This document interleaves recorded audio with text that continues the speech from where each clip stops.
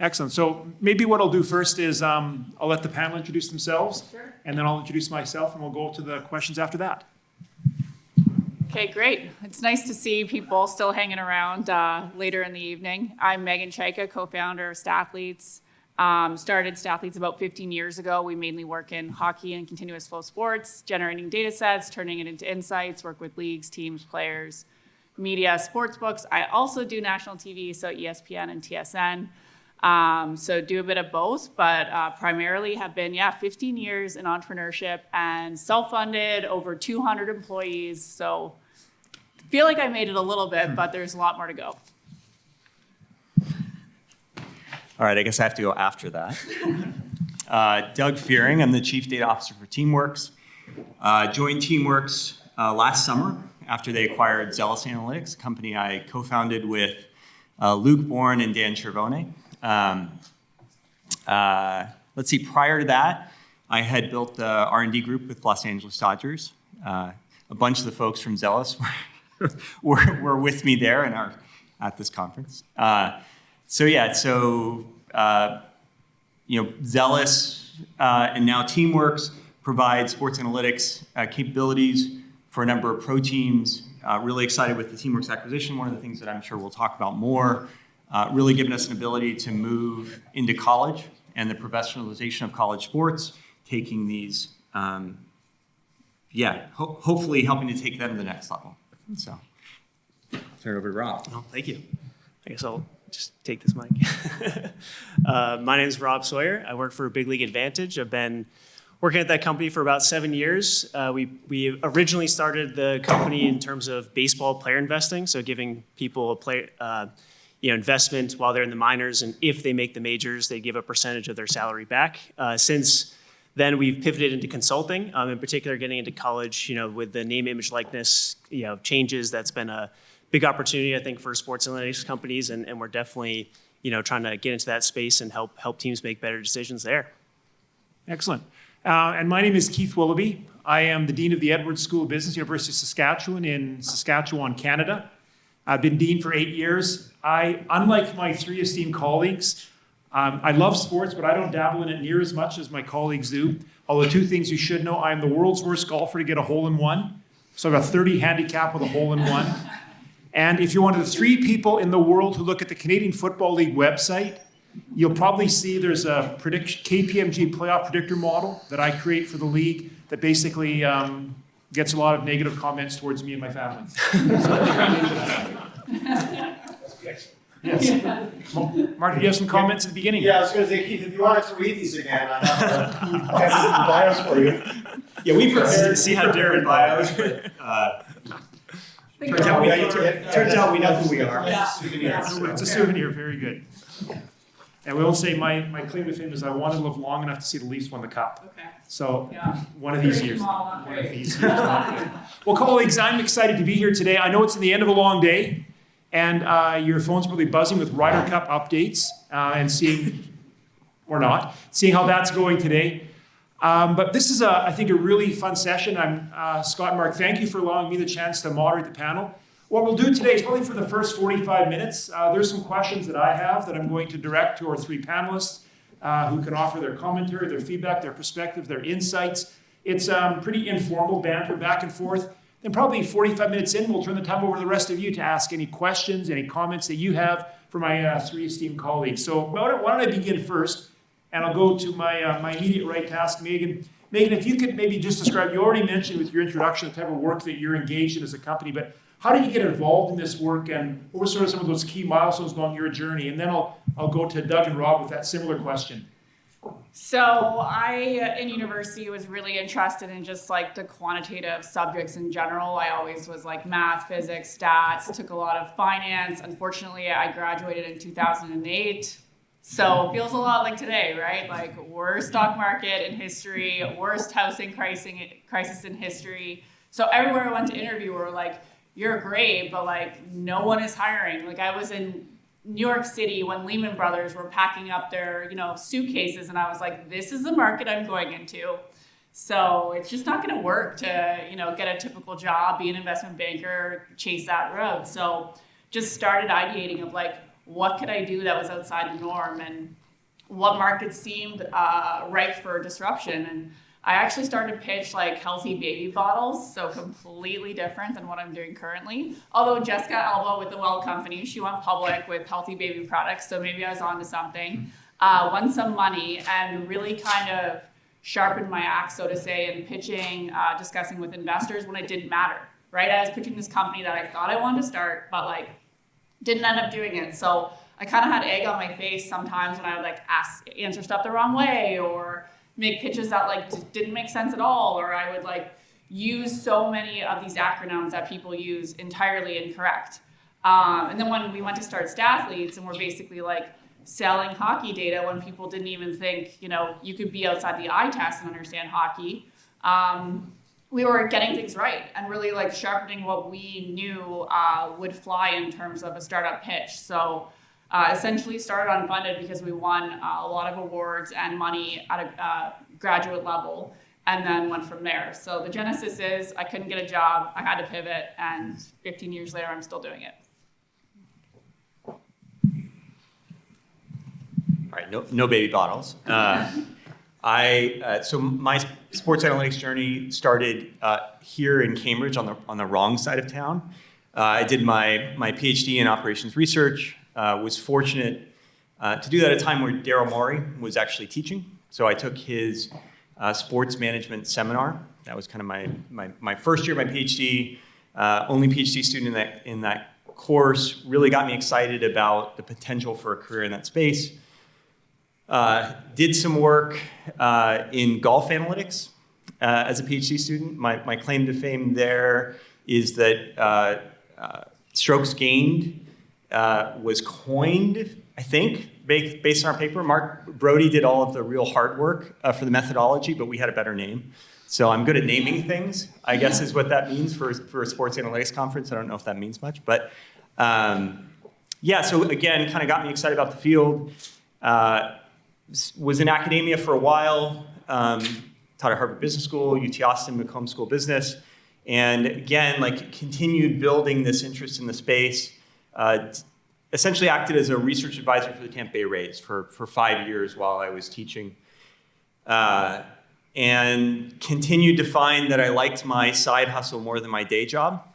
And so when Andrew Friedman left the Rays to go run the Dodgers front office, I reached out, and that led to an opportunity over 4 seasons to build the Dodgers R&D group. So a lot of people know me here. I don't know if everyone knows, I grew up in LA. I used to say that I was a Dodgers fan, but not a sports fan. Vin Scully was the voice of my childhood. I would fall asleep to him almost every night during the summer. And so to be able to go back and work for my hometown team and build the R&D group, get a couple of second place rings in the process was really quite incredible. And then after the 2018 season, my family moved back to Austin, Texas. It turns out there wasn't a pro team in Austin, Texas at the time, so my sports analytics career seemed like it was coming to an early end.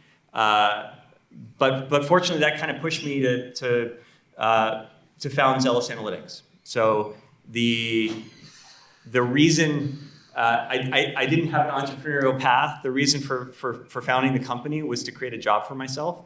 Working in sports, but I wanted to continue doing what I loved, working with sports data, helping teams win games. Fortunately, that ended up being quite successful and hopefully have created an opportunity for a number of other people to do work that they love as a result. Last summer, Zealous was acquired by Teamworks. So that came over as the chief data officer.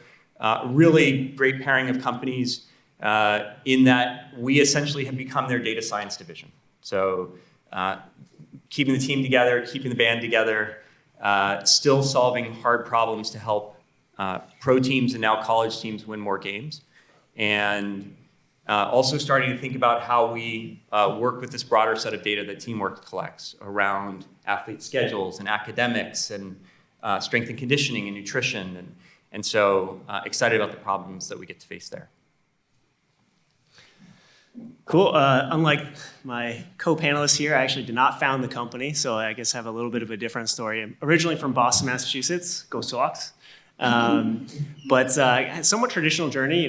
From a young age, I was interested in sports and statistics. I mean, the Red Sox were one of my favorites growing up, mainly because you could look at the paper and see all the stats right there every single morning, which I thought was the coolest thing. I used to memorize all the Nomar and Pedro. Those were my heroes there. But went to Wake Forest University for undergrad, mainly because it was a Power 5 school, and that I wanted to root for their sports teams, which has not gone great since then. But I majored in computer science and mathematical statistics. It was kind of never a question for me. That was kind of the combo that I wanted to do. I started dabbling with sports analytics back then, and by the time I got to senior year, it was kind of like, I don't really want to do any of the jobs that are out there, the entry-level jobs where, software engineer at a bank or, actuary for an insurance company, and those didn't sound like something I wanted to do indefinitely. So I was like, how can I procrastinate this? So what I did was I went to grad school at North Carolina State University. I think one of the presenters also from there. I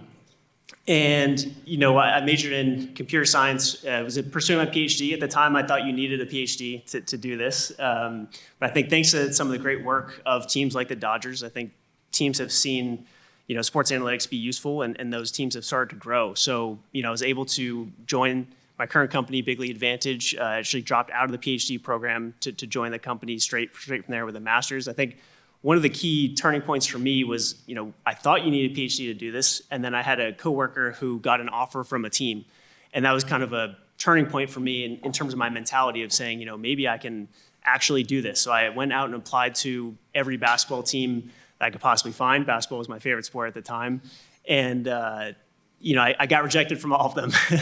So success isn't exactly linear.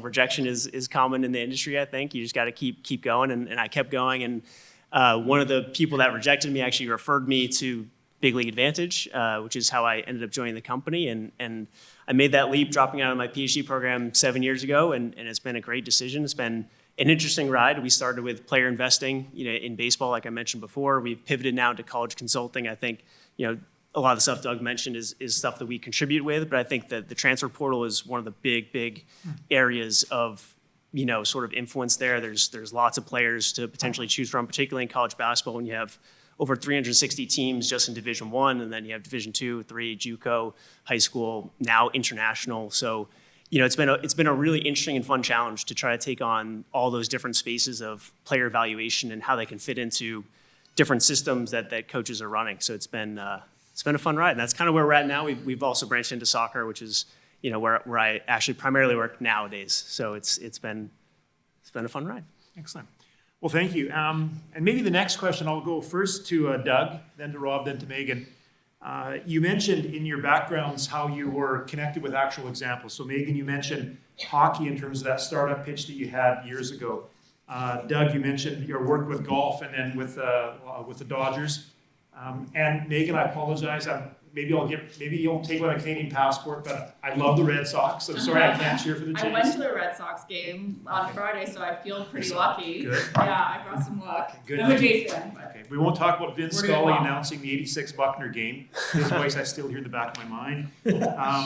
Rob, I appreciate your work. The shifting landscape of college consulting and college athletics, which week by week seems to introduce some different shifts into that ecosystem. So I'm wondering, again, beginning with Doug, then go to Rob and Meghan, what's sort of when you think of a favorite example that you've got of sports analytics or a way that analytics have really adjusted the playbook for teams, for leagues, for conferences? Can you think of an example that you would sort of hang your hat on as being a real favorite one of yours, either you've been involved with or you know of intimately? Sure. So I'm going to date myself a little bit. So again, starting my kind of analytics career in baseball, it was the pitch effects era. So for folks who are aware, Sport Vision, pitch effects, tracking initially just the ball coming out of the pitcher's hand. But it was this huge revolution for analytics. And there was this individual who I worked with the Rays named Josh Kalk. He's now with the Minnesota Twins. And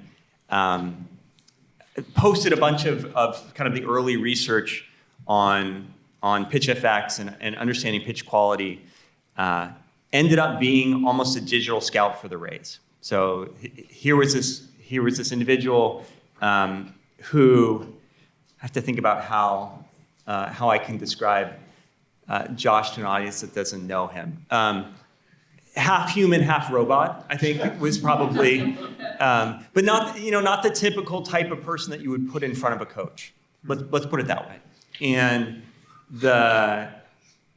what was so interesting about that evolution and revolution in sports analytics and sports data was he became the most trusted advisor of pitching coaches throughout the minor league system at the Rays, because he could translate data into actionable insights for the coaching staff.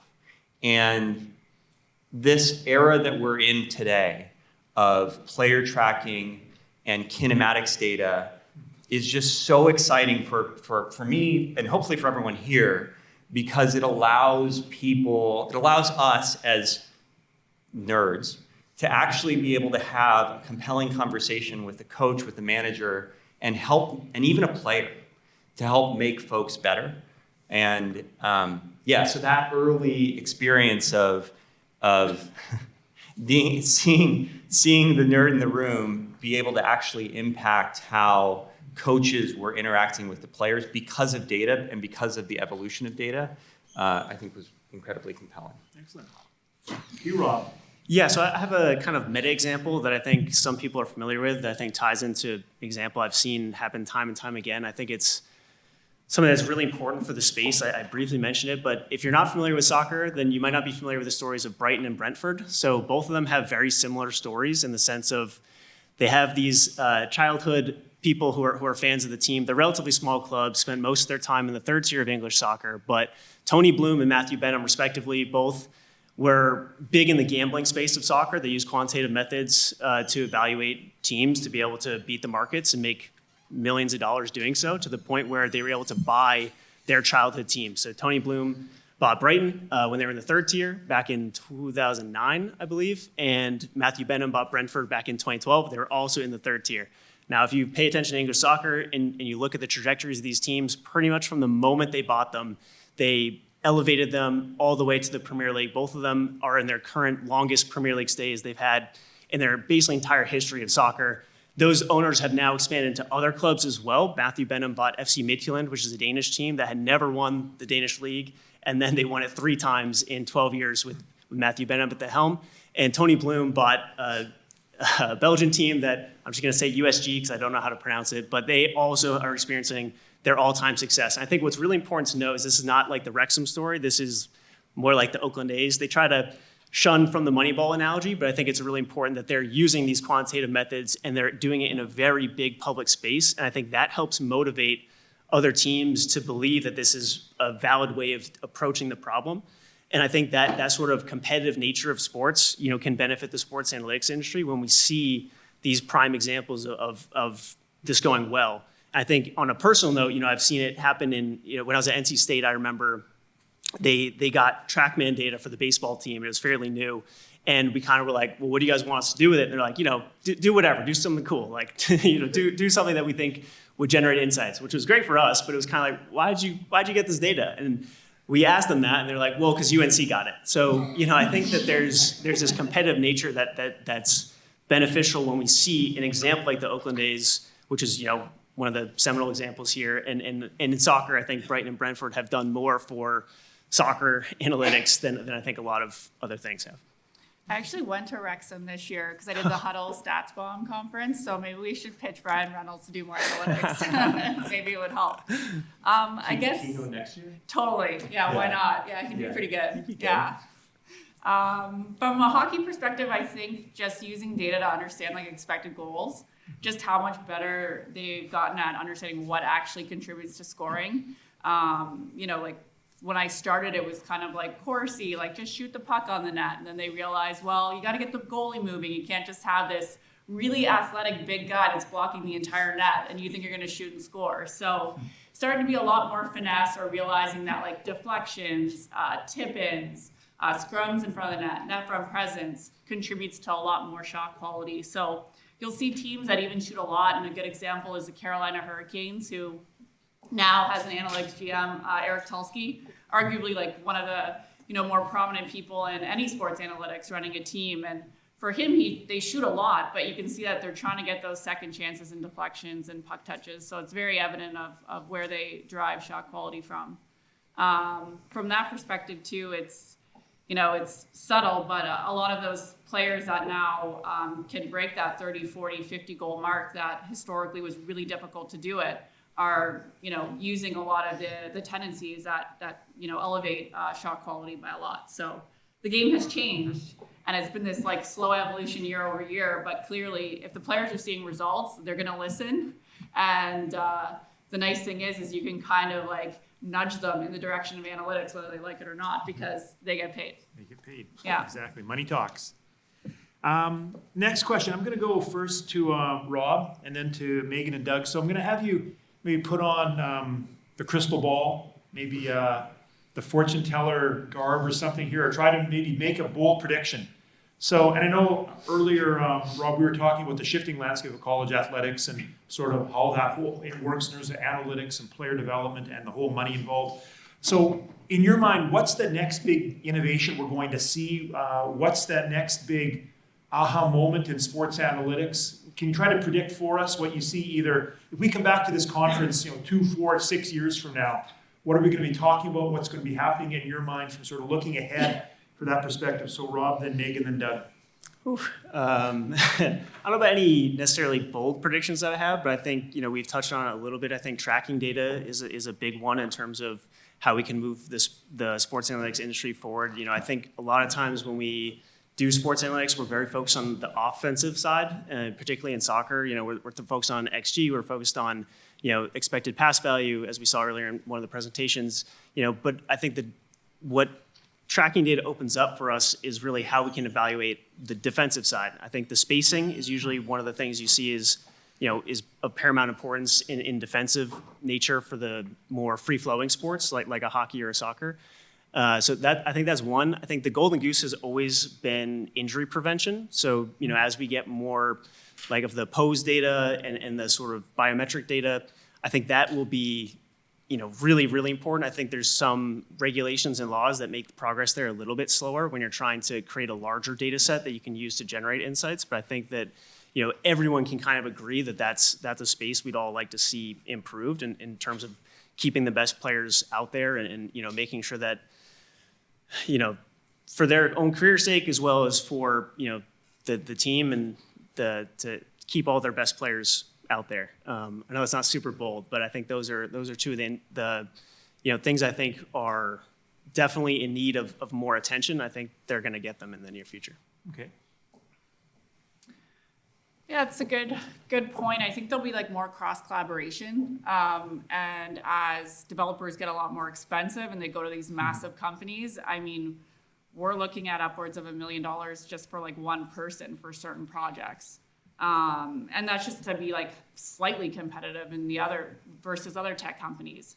So I think understanding like cost benefit for companies, and some of these roll ups I think will continue to happen where you'll see like 10, 20, 30 companies join forces because they just don't have enough capital, servers, GPUs, everything that they need to run these like large models, essentially. So whatever they can build that I think is more frictionless for like an average user, I think will be tried to be implemented, because just putting analytics in a silo I don't think helps anyone. And I don't really like the idea of like vibe coding, that anyone can create these like apps or whatever, because I've just seen like garbage from people. But I do think that you can certainly unlock some elements for a lot of people that are technical but don't know, let's say a full stack engineering. So even for me, like I can make a really easy, like whether it's visual and send it to my graphic designer just in ChatGPT saying, hey, make this way better and make this with this data, but like this is what I want to see. And that was like not possible 2 years ago. So I think there'll be a lot more acceleration in terms of like self-service tools and giving people in all departments the ability to like create decision-making funnels for themselves.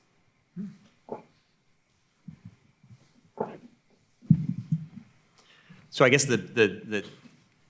as one of the companies doing these roll-ups, the teamwork focused answer would be to continue that trend. But I do think, one of the things that we're seeing, we talked about college, is college teams want to have access to the same capabilities as pro teams, right? They want to have the same data sources, they want to have the same analytical models, they want to be making as good decisions when it comes to the transfer portal or deploying players on the field, but they can't have, I'm sure a lot of folks here know, some of the leading analytics groups in Major League Baseball have 50-person technical staffs. Once you take the data scientists and you take the engineers and you take the analysts and you group them all together, these are really large tech startups operating within Major League Baseball stadium.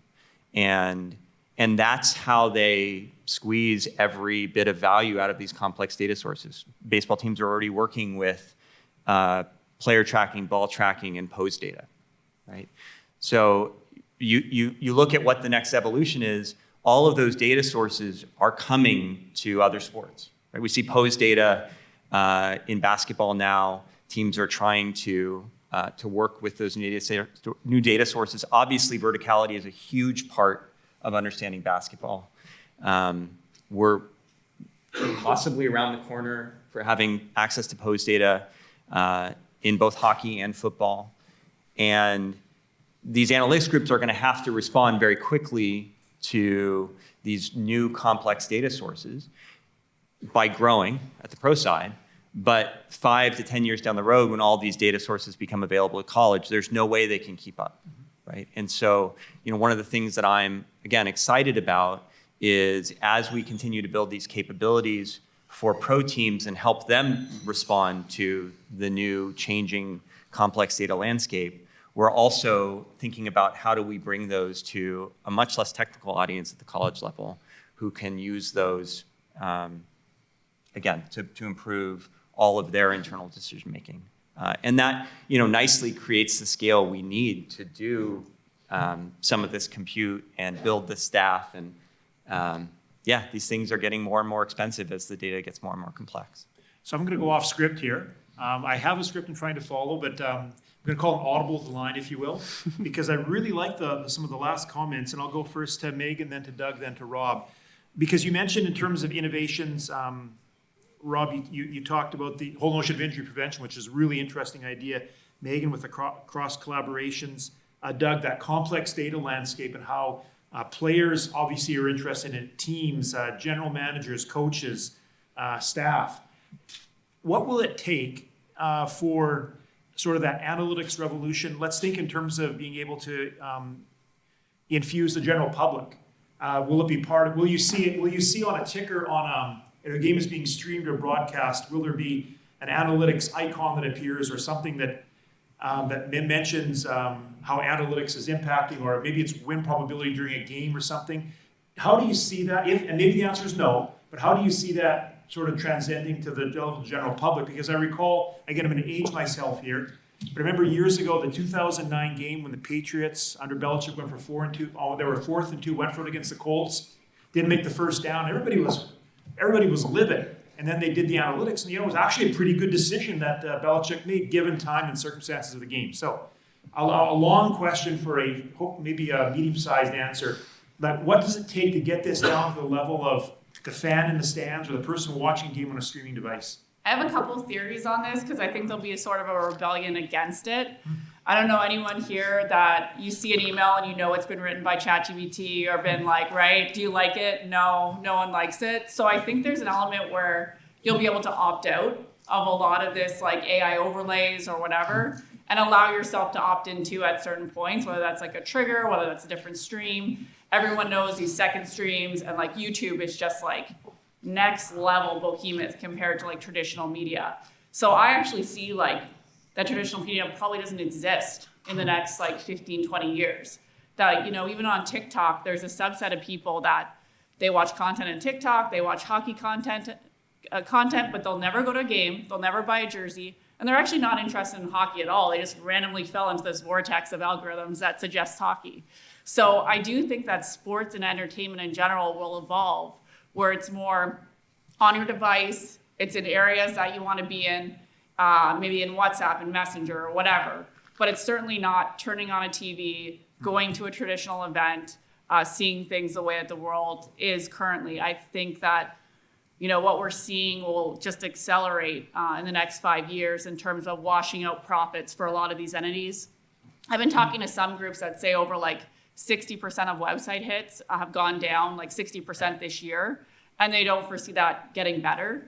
So there's less ad revenue, there's less interest in doing anything on the web for sporting events. It's all how they can get into a digital play. And I really do think, it won't just be this all-encompassing one answer. It'll be a fragmented market that's meant for this new Gen Alpha that just does not care to consume things that we've done as millennials, as boomers. It won't exist to them.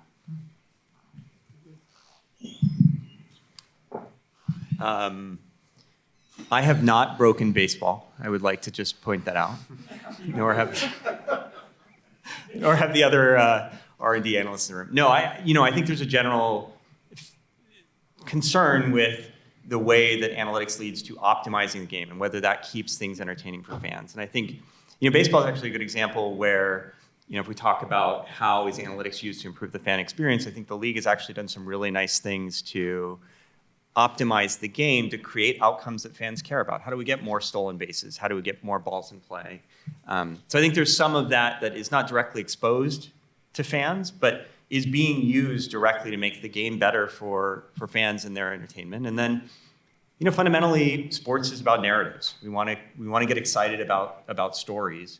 And I think companies like ESPN and we had an employee with Zealous, Corey Jez, who's now working with golf, but he'd done some halftime broadcasts with the Trailblazers, and basically telling an analytic story of the game.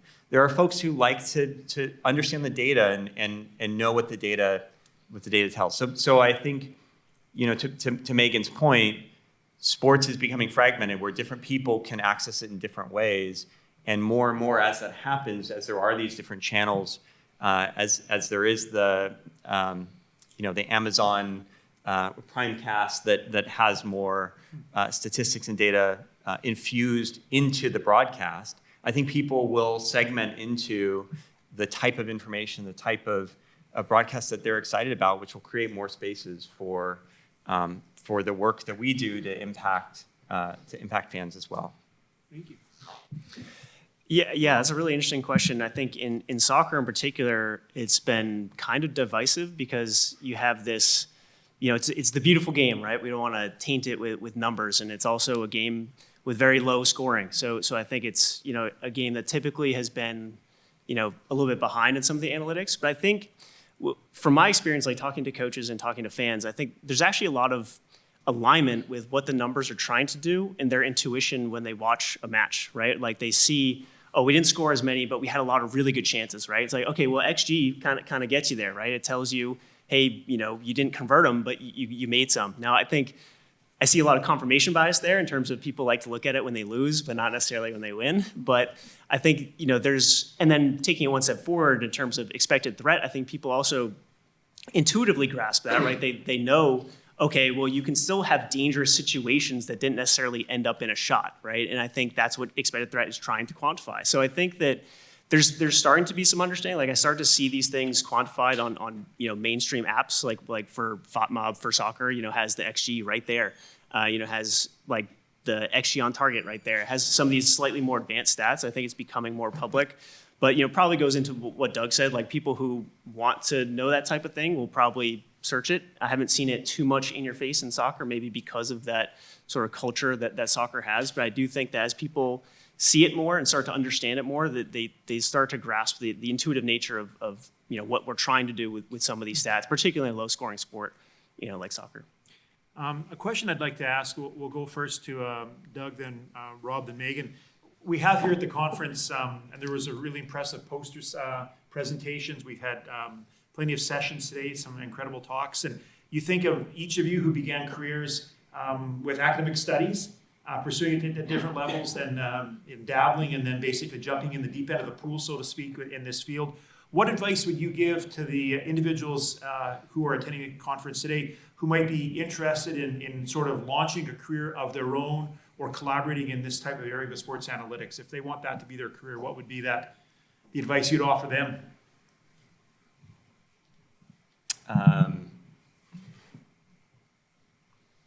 So, a lot of people in sports analytics are still hired based on the work that they do, right? Whether it's this conference and posters and presentations, and a big part of that is asking good questions. So as you're watching games, think about, if you had the data, what questions could you answer? And just start making a list. And start making a list of questions and test yourself as to whether those, whether those questions what do you need to answer those questions, and how might you design the model? And if you start with good questions and then you apply good methods, right? And that's what the academic side of it is, teaching the good methods. Teams are going to notice, right? That's the combination that teams really are looking for. Can you think critically about sports, even absent any of these statistical or machine learning techniques? Can you think critically about sports and how you could create value on the field? And assuming that, now can you take data and take techniques, modeling techniques, to actually turn those into insights? And if you can do those two things, like, people who do both of those really well are highly valued by teams. And so, for people who are really excited about getting into sports, I think, just start making a list. Start making a list of questions, start dabbling with data. The more you can do in that space, and then learn the techniques that will actually allow you to apply it. That's a great answer. I'd say similar feedback that I would have as well. I think I've often found that skill development is easy when you find a project that you're passionate about. I think, depending on which sport you go into, the maturity of the sport in terms of sports analytics you're interested in, if it's a less mature sport, like maybe a soccer, I think you're going to want to build your skill set in a more full stack kind of way. You're going to want to be able to do sort of the data engineering, the data science, the data analysts, the sort of product management type thing. If it's a more mature sport, maybe you hone in a little bit more on one of those sections. I think, kind of like what Doug is saying, one of the biggest jarring insights I feel like I gain is when I try to watch alongside like a play-by-play, like you have your data source and you're watching right alongside and seeing, oh, that doesn't seem right. Like they're missing this, and how can I, design a system that improves upon that? And I think that's where you start to get some of these deeper insights. I think I want to get a little more meta. Some of the things I think are very interesting. I could talk about nonfiction books all day, as some of my coworkers might already know. But Grit, the Angela Duckworth book, I think is fascinating on this topic. Like try to stick to it, no matter if it gets difficult, or if you feel like you're hitting that point of diminishing returns. That's often when you start to get some of the more deep values, is when you keep pushing on along those lines, and it's very exciting to start a new project, and it's hard to keep going with a project you've been doing for a long time, I think. But that's when we start to see some of the best, insights and critical thinking, is when you have reached those leader points in the project. Yeah, I'd say there's not a lot of cheap dopamine in entrepreneurship, so you have to have a pretty deep sense of purpose and self. And I would go to, number one, probably predictor of whether a startup succeeds is money. So be rich. If you can't be rich, which a lot of us can't, find great people to work with. So you need to find co-founders. You need to find people that, round out your skill set. So you have to be very intuitive in terms of where your gaps are and where the market is, and then look for people that can fill those. So these are great conferences. I always say ABR, always be recruiting. So I'm always looking for great people. I'm looking at I will not go to a conference and not look at every single poster.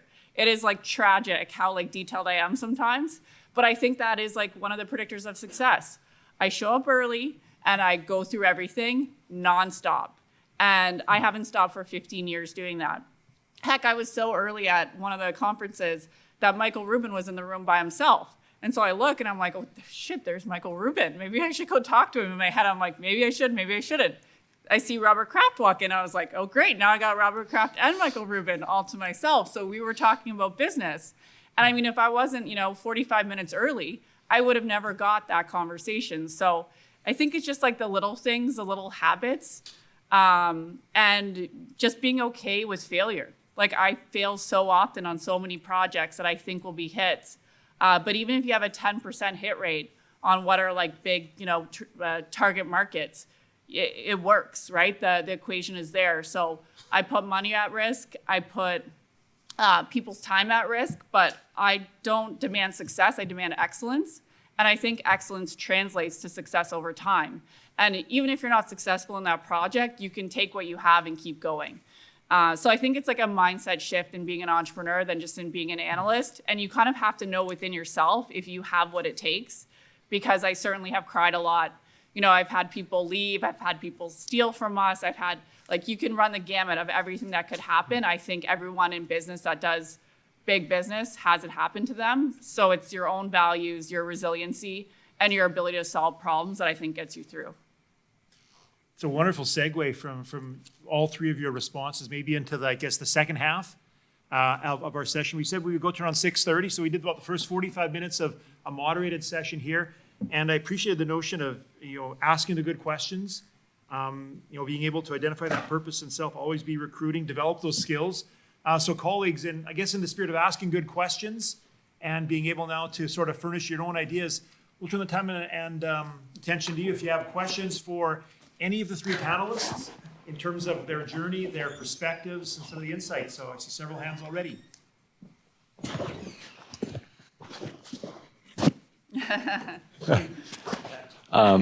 This on.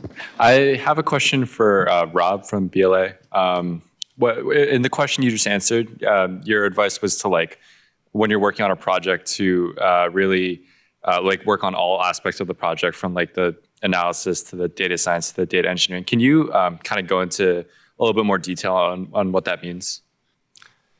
Sure. I mean, I think my golden rule of this is that if you find yourself doing something tedious, there's probably a better way to do it. So try to find out what that way is and improve on doing that. I think, reading the research of what people are doing out there is probably a good way to think about the methods. Furthering education it's hard to know sometimes what's out there, what you should be doing better, which is a challenge that I think, conferences like this are a good resource to try to figure out some of those things. I think a lot of it is trial and error, right? You're gonna, if you find a project that you're passionate about and you're gonna stick to it, then you're gonna try some things that fail. And I think you're gonna try some things that are tedious and you're there's gotta be a better way to do it. And then actually going out, finding out what it is, implementing that, and seeing, what the improvements are I think is, it's kind of a nice self-fulfilling, gratifying cycle that can, I think, help develop a broad range of skills. But if you're more interested specifically, Peak by Anders Ericsson is good about, what the actual deliberate practice of improving skills is. No, and I'll just say, if you want to be a better data scientist, be a better engineer. It makes all of it easier, right? So developing your engineering skills, that full set of capabilities. Hi, thanks y'all. So as sports teams, pro sports teams build out their analytics office, I guess, do you see it as competition for your companies competing against them, that if they build out their own teams, they don't need to have y'all? Or do you see it as a more complementary where you'll be able to provide more of a consulting angle? I guess if the end goal of every sports team has a built out R&D department, what is the space for your companies? I mean, I thought 15 years ago that we would be either smaller or doing something entirely different. So I think, to use a sports analogy, the goalpost always shifts. And especially now, I don't foresee it slowing down with just more and more data, more applications in AI and machine learning, and just so many more questions than there are answers. So I think you just find your market. And whether we dip more into the tech side or software, or we're mainly data as a service right now, I think there's an endless amount of sports and space that you can really carve out niches in. So personally, I think if you're a good entrepreneur, you're always looking for where the puck's going. You're not looking for where it is right now. So I think more people on staff to be able to absorb and implement more is always better for tech. Yeah, go ahead. Sorry, I can add that.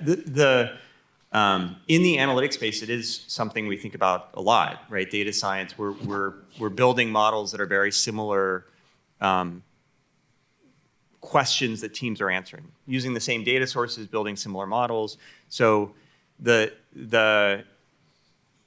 been interesting about the Zealous journey, and now with Teamworks and working across sports, is you find in every sport there is kind of a 5 to 10x gap in analytics investment from the leaders to laggards.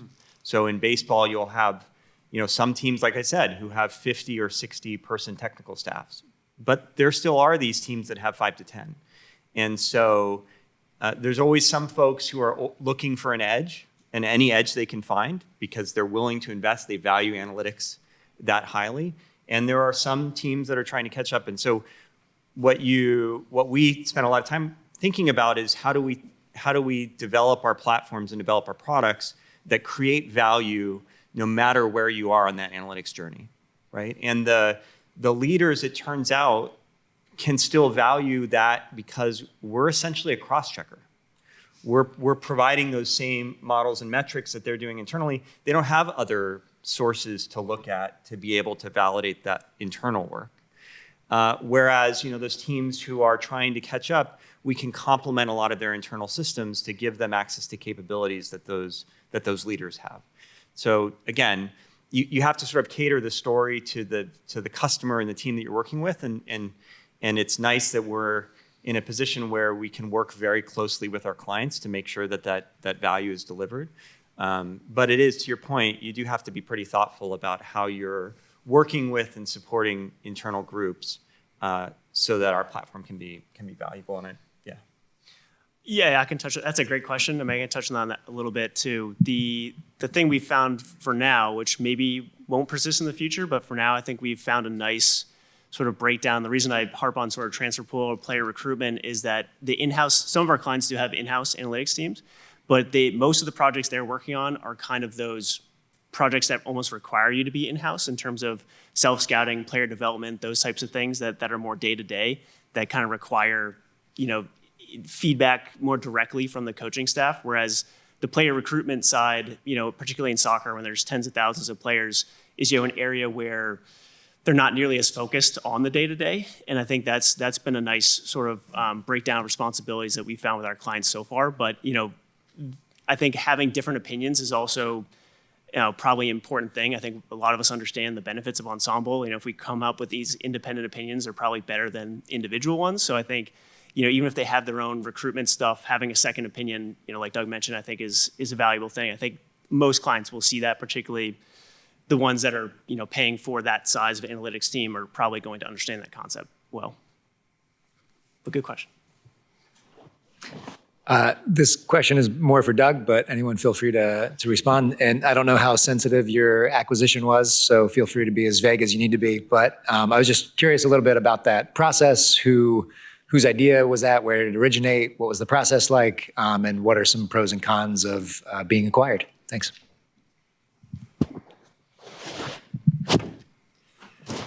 a little bit of history on the acquisition. So we were fortunate to have an investor in our second fundraising round, a company called Teamworthy Ventures. And when we were going through that, they led our round. And when we were going through that process, part of due diligence when you bring in investors is to talk to other portfolio companies that they work with. And so one of the portfolio companies that they introduced me to was Teamworks. And so I spoke with Zach Maritas, the CEO and founder of Teamworks, and we just started talking about his experience as an entrepreneur, what they were building as a company, the strategy that they had to be the operating system for sports, and really for college sports, like being able to have all of the technology that sits around the athlete life cycle, whether that's coaching, scouting, performance, operations, finance, right? There's all of this work that exists around teams and players, and they wanted to provide a full suite of solutions for that. And the realization that they had built this really strong go-to-market engine in the college space. We were just a pro company, effectively, and trying to think about where to grow. So there was a really nice complementarity to the two companies, even from that early discussion. And so, yeah, we kind of both felt like, hey, this is an interesting thing. Let's put a pin in it and keep talking. And then last year, one of our investors, well, this might be a little bit, we had a situation where we might have needed to bring in another investor. And yeah, Zach and I have been kind of talking like, okay, maybe we're another year out, maybe this is, and you know, sometimes external factors move things. And it was like, okay, well, if we bring in another investor, you know, investors often have this time to value of like, they want 3 to 5 years and they want this return. And so that's going to make it harder for an acquisition in the future. So yeah, kind of accelerated our timeline a little bit. But the thesis still held, which was we were going to come in and essentially be the data science or data analytics arm of this operating system for sports. That has worked out quite well.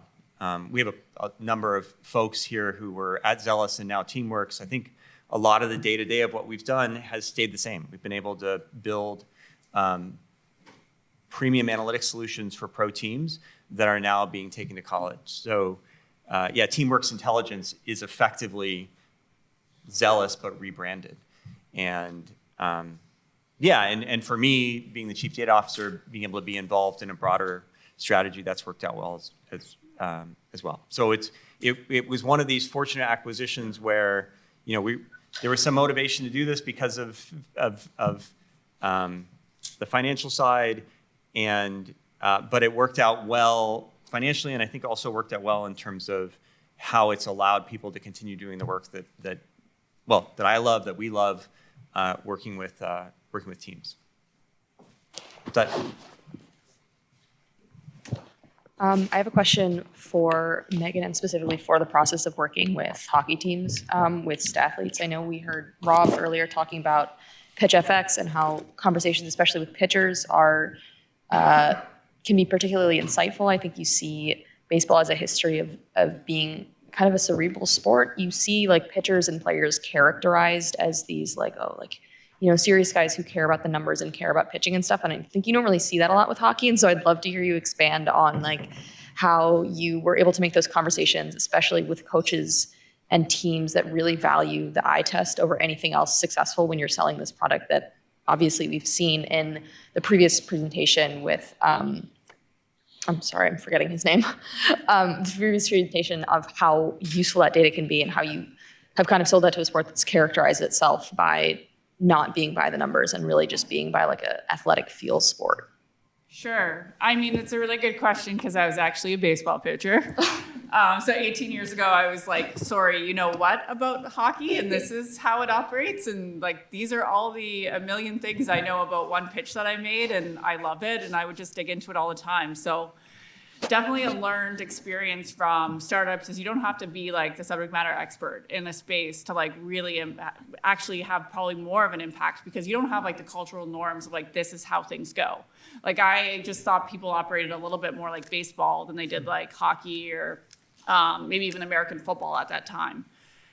So thinking about it from that landscape of like what is even feasible to commercialize in terms of like scalability and the approach of like data collection. And now obviously we have a lot more automation and computer vision and all that stuff, wearables in hockey.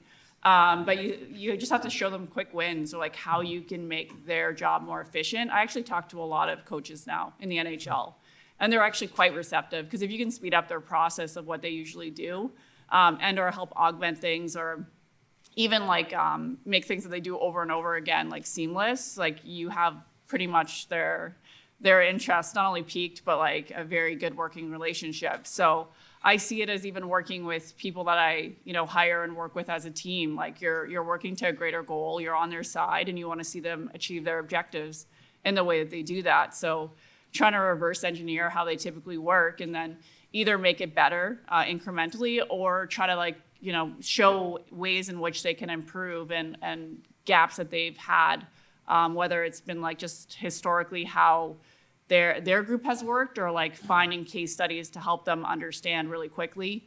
So it's nothing but normal sales tactics you do in tech startups, but essentially quick pitches or very short things that like, even if you do any sort of research and you want to send it to companies, that's how people get my attention too, right? Anything quick, anything synthesized. I understand your abilities. I understand a key takeaway and how it will help my life.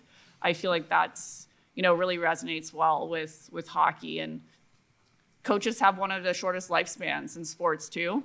So if you can help them keep their job, there's a lot of like triggers that you can pull that make them want to implement what you're doing. So there's no quick fixes. I haven't found working in what is a very, very male-dominated sport easy. So I've had to be like really proficient at what I'm telling you to make it work, I think. But I think once you get that down, it starts to get a lot easier.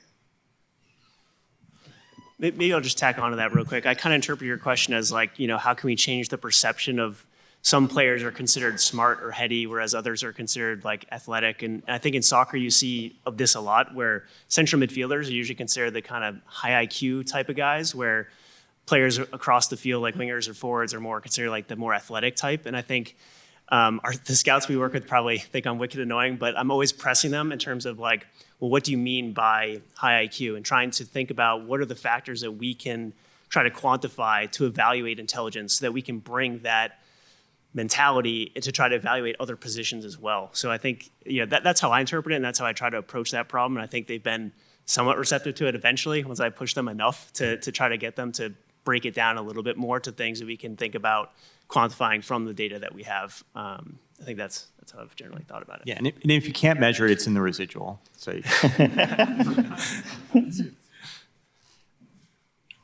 Good evening, panelists. Thank you so much for all the discussion and sharing valuable insight from your experience. So one thing I want to understand, and it's building on the question that was asked before, if you were to build a product or an analytics service today, so data science and analytics is quite vast, right?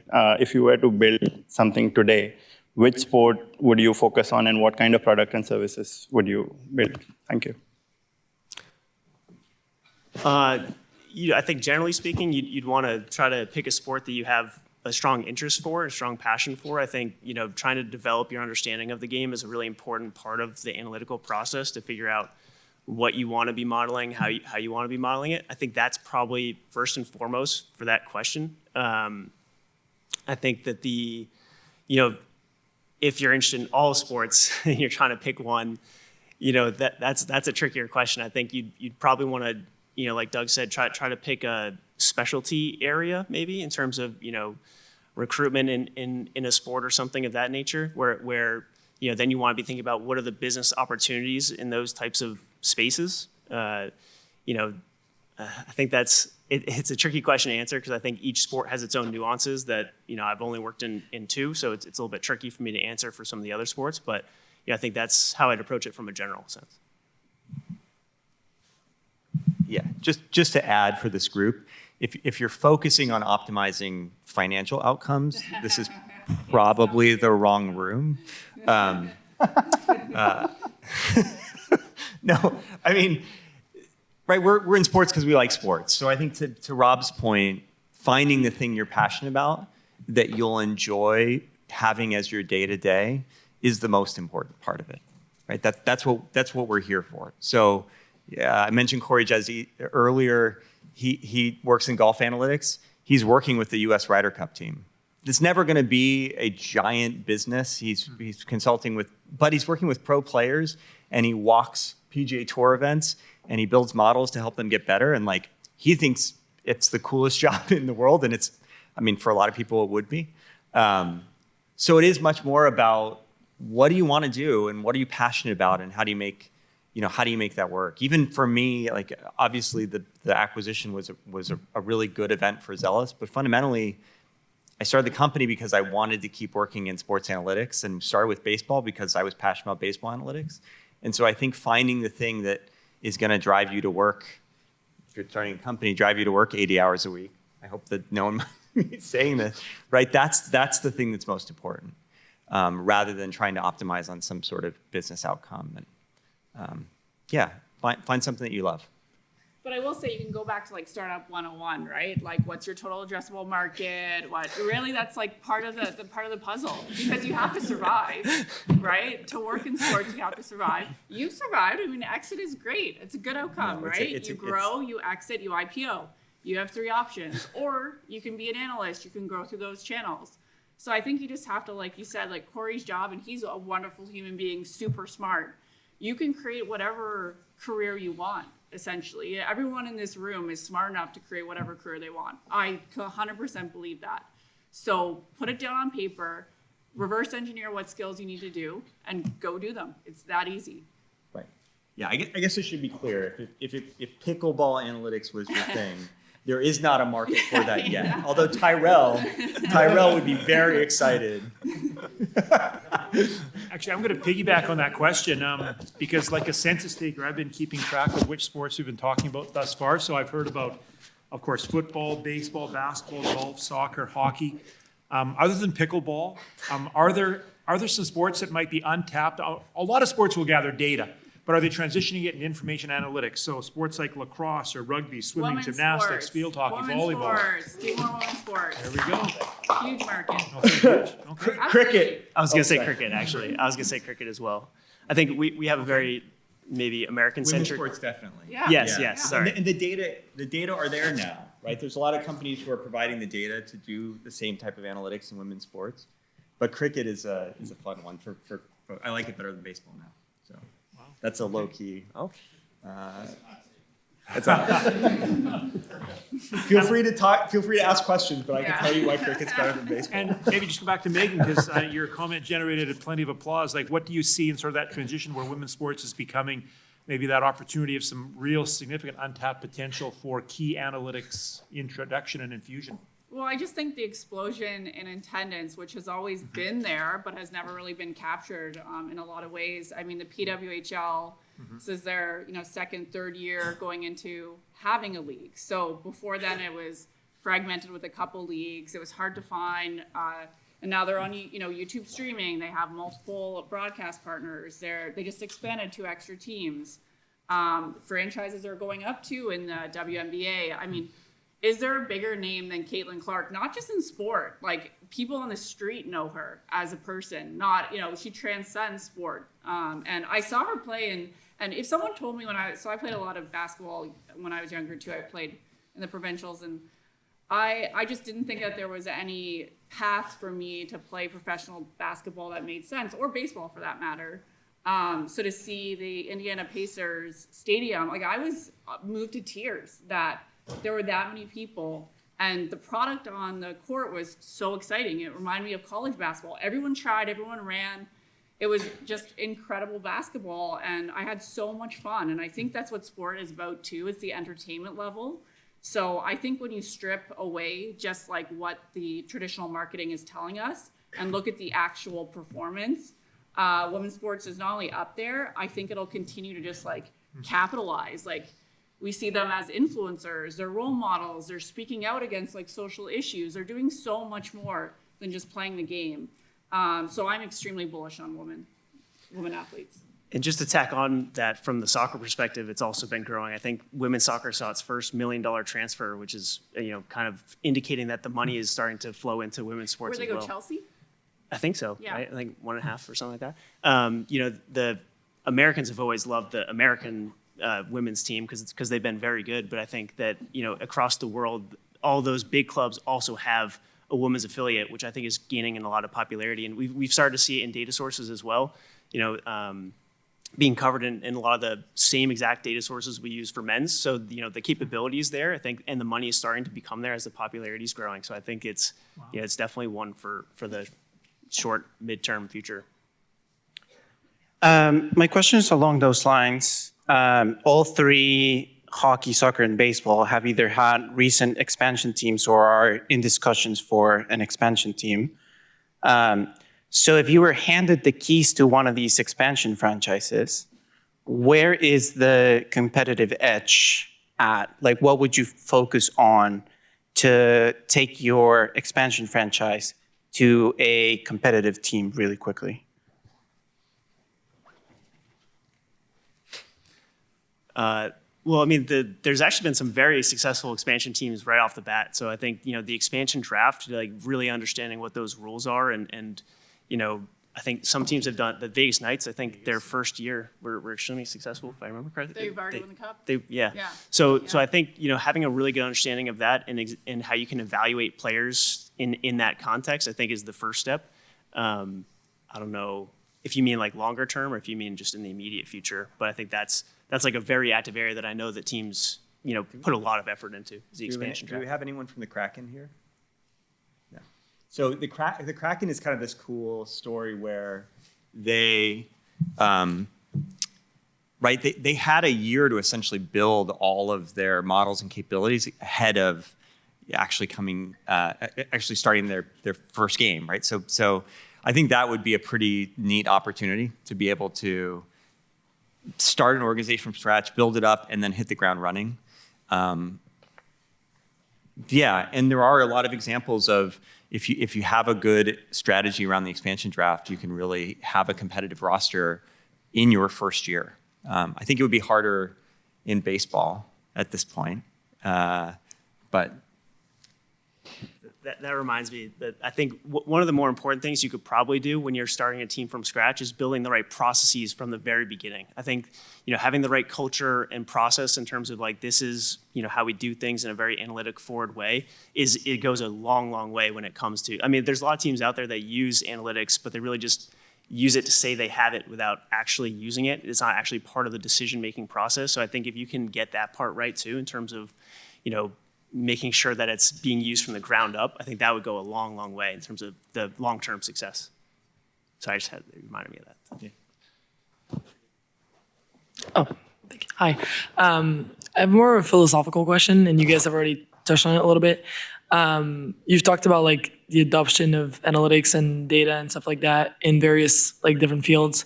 And I guess what I'm curious about is like how these traditions and like the culture around each specific sport kind of like shapes this like speed of adoption. So I was introduced to baseball only a couple of years ago because I'm from Europe. But it always seems like the holy grail in terms of like how much people pay attention to analytics and stuff. But obviously like that, it wasn't always the case. And so you were talking about kind of like how in hockey you can find motivating factors, and it sounds like some of these would translate across any coaching.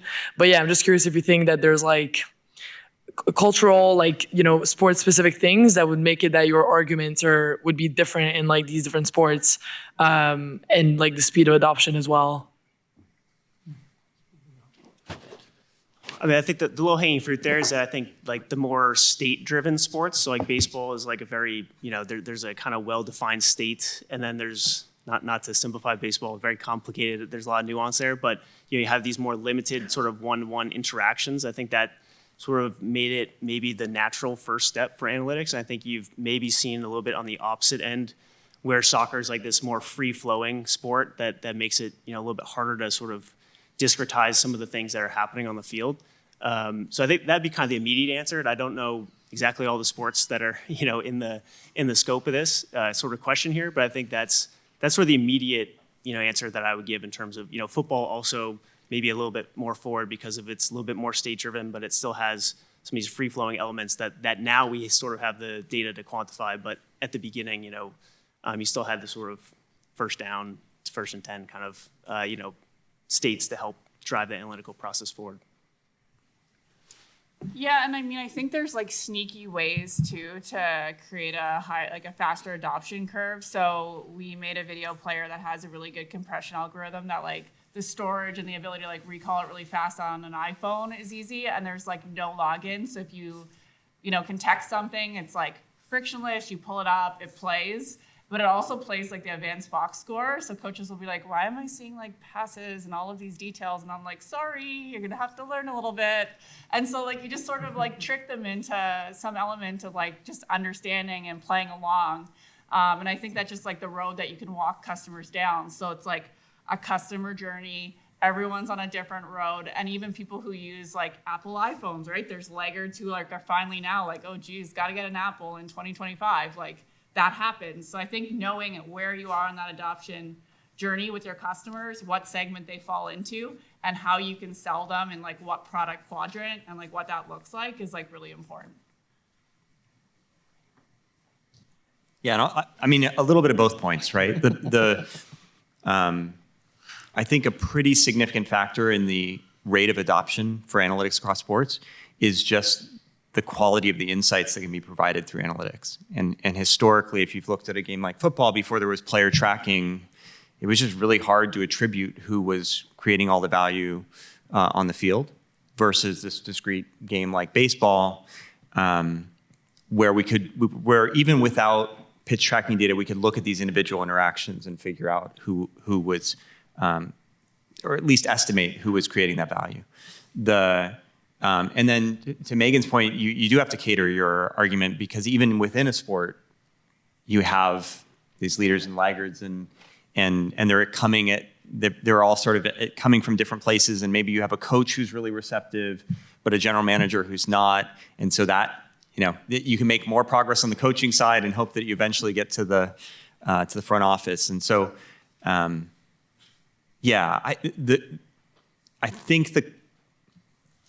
guess what I would summarize, I think the cultural element of the game leading to different rates of analytics adoptions is somewhat overplayed, and it's more about the actual value that can be created through analytics. Because fundamentally, whether it's coaches or front office, they want to win. And so if you're going to put things in front of them that help them win games and they can feel confident about, they're going to adopt them. And then there is this general phenomenon in sports of FOMO, right? So if you help teams win, other teams are going to follow suit. The best way to get teams to adopt analytics is to create really good analytics. And fear. And then fear. And then fear. Yeah. Thanks. What roles do you anticipate existing in sports analytics in the future that do not exist today?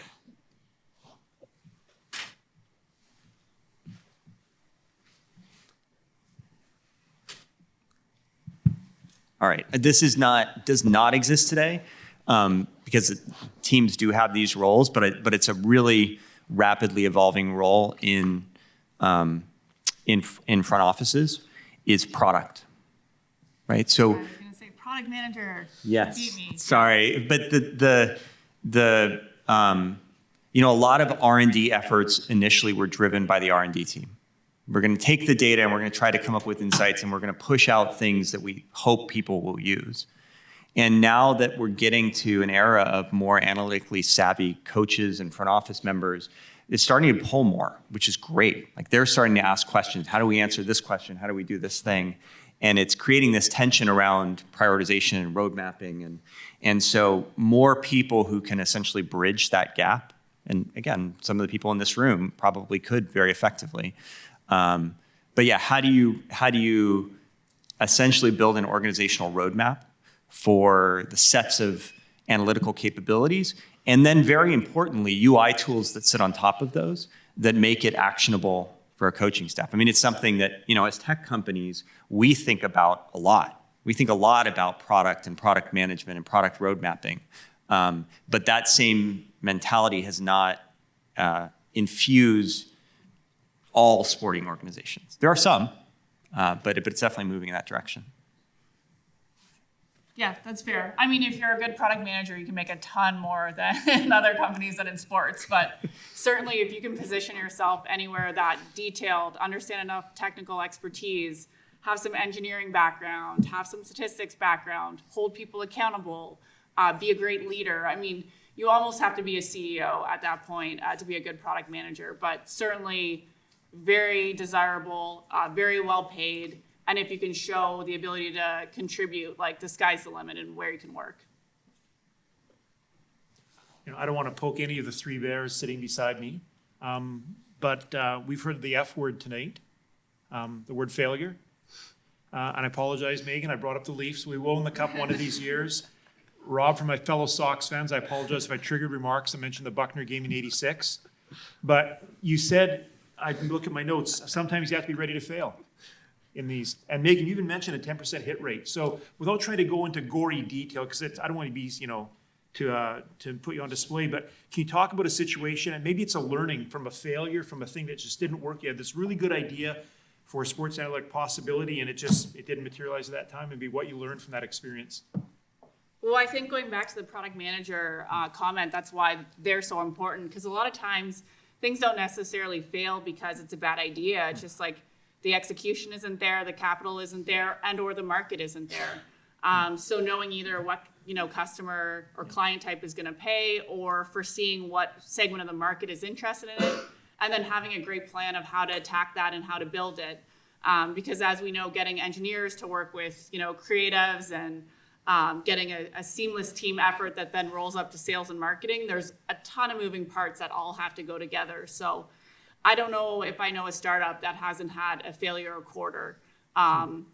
Or delay a quarter, because I feel like delays are failures as well. Timing is really important in markets too. So I think it's better to arrive than arrive late than never. And you need to hold people accountable, but certainly when to walk away from ideas and say, okay, I was wrong. I mean, being humble, whether it's in sports, everyone loses except one person or one team at the end of the season. So I think accepting defeat with the same joy that you accept or you can hoist a championship, it's really that journey and building that muscle of like how to be a better entrepreneur, how to be a better data scientist that makes it worthwhile.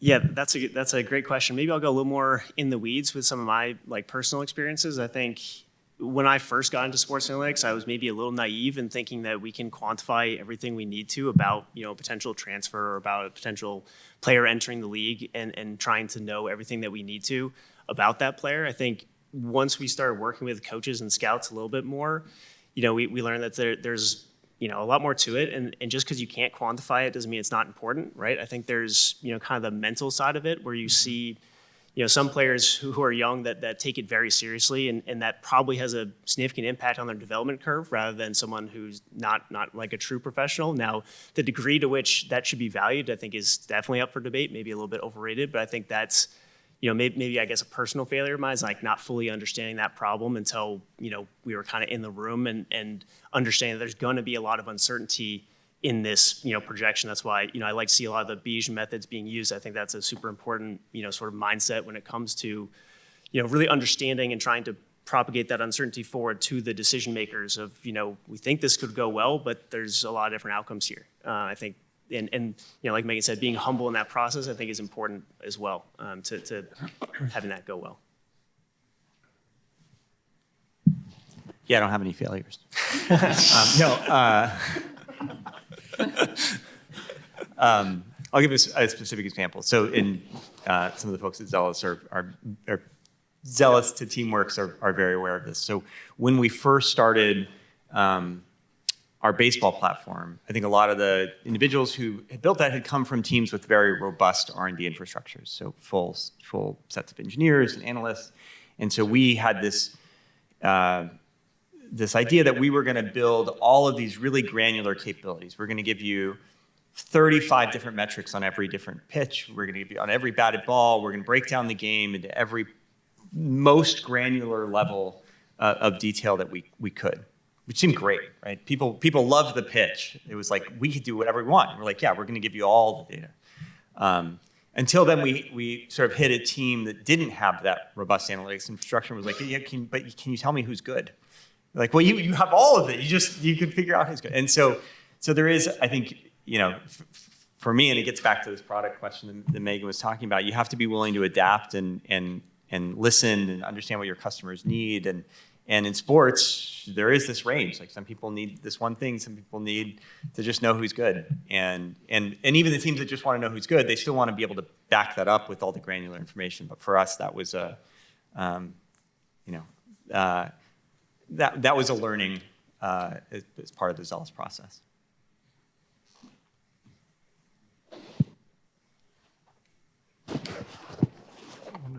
Right behind you.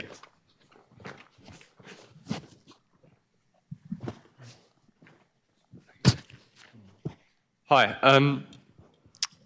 Slightly left field question perhaps, but I was wondering, besides kind of the intellectual challenge of sports analytics and kind of the stated purpose of helping teams to make best decisions and to win more games, did the panel have any thoughts of kind of wider ways in which sports analytics can act as a force for wider social good or bad, for that matter, that could perhaps be embraced or should perhaps be avoided?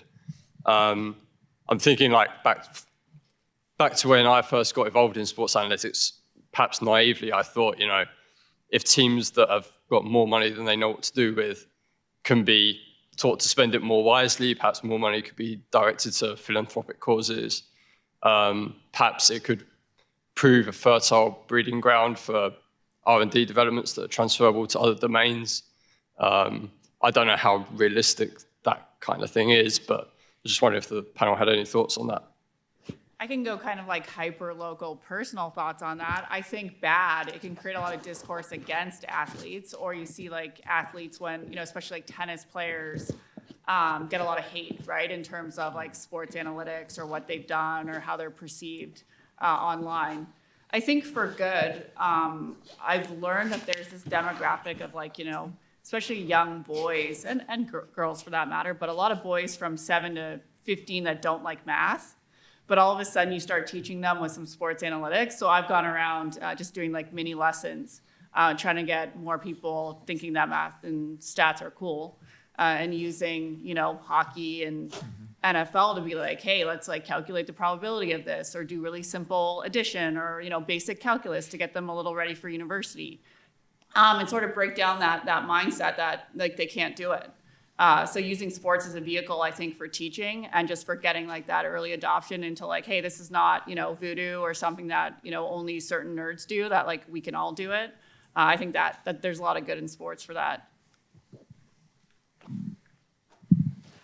I give my cheeky response. We used to joke when I was with the Rays R&D department that it was a net negative because we were taking wins from New York and bringing them to Tampa, which was I will say one of the things that I think is and I kind of mentioned this earlier, but important for this room, it is amazing the quality of the people who work in sports analytics. It is a group of really good people who really care about each other and care about the work that they're doing. And there's something about just the fact that we're creating jobs where people get to enjoy coming to work every day. And I do think that is maybe not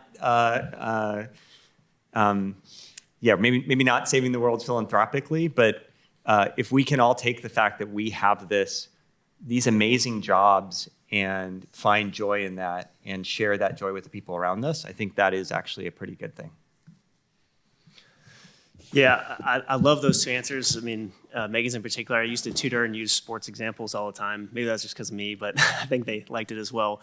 I think, to tackle that question from a, slightly different answer perspective, I think, we saw one presentation earlier about the win streaks in chess and trying to use that to identify, this sort of integrity of the game to see if that person was cheating. I think those sort of integrity questions are something that, it's still more kind of in the sports domain, but like the Tim Donaghy, issue, there's been like Lucas Paqueta with the yellow card thing, like there's been lots of examples, I think, where analytics can help identify and make sure the game stays, high integrity. I think one of the things I touched on earlier was injury prevention. I think, as Doug mentioned, there's some teams, some organizations that have a lot of resources and some organizations in sports that don't have a lot. I would hope that an injury prevention type thing could be more broadly applicable, like to a sport like running or so that doesn't have the type of resources as a soccer, and maybe that could help, people in those areas as well. And injury prevention could be more general than that. I'm just kind of sticking to that sports domain.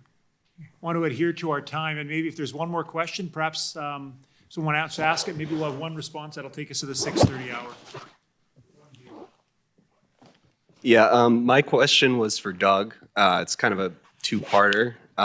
First part is, why is cricket better than baseball? Yes, let's go. And then the second part is, where do you see cricket analytics on the maturity scale when comparing it with other sports? Thank you for your question. Of course. So, many of the things that baseball is trying to solve for is how do you create action on every pitch? Right? How do you make sure that something in the game is happening? There's a moment. And you get these like 13 pitch at bats where people are fouling it off, and I enjoy it because I get the strategy of it. But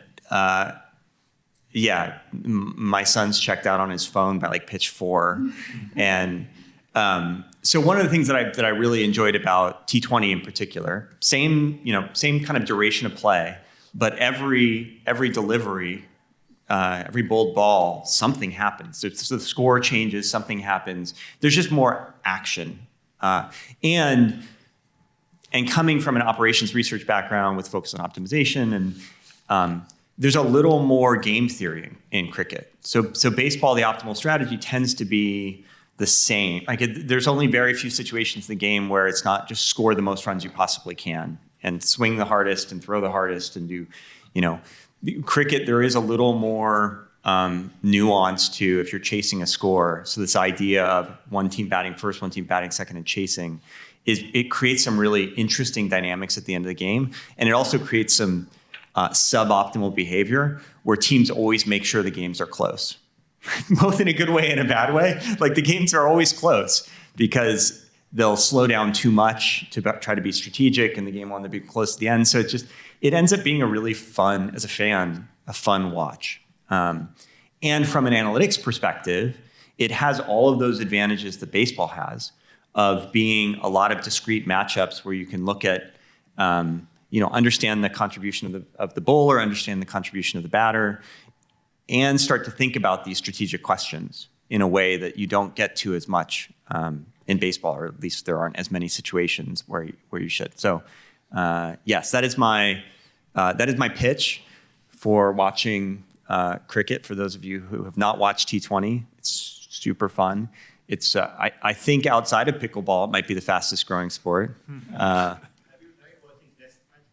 No, I will never watch a test match. I don't have 2 days. What do you think? Like, 5 day test match, not the 5? Yeah, have fun with that. 3 hours of cricket is the optimal amount of time. For the cricket purists, I know but yeah. Well, colleagues, join me in congratulating and acknowledging Meghan.